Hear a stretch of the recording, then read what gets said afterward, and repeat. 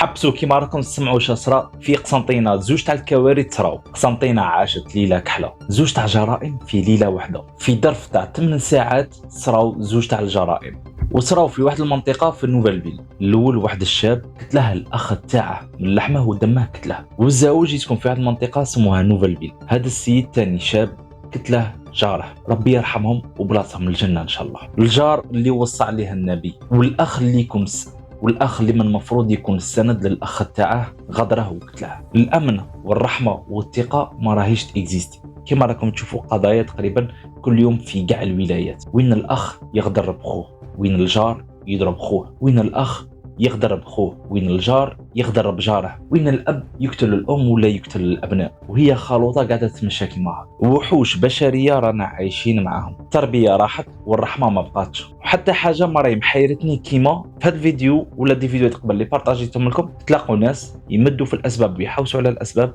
باش يبروا هذه الافعال. ما تنسوش تدعوا لهم بالرحمه، والناس اللي مراد ما تنسوش تدعوا لهم بالرحمه، وربي يجيب الخير وربي ينتقم من هاد الناس والناس اللي كيفهم. هذا ربي يجيب الخير. خلوا في روحكم. السلام.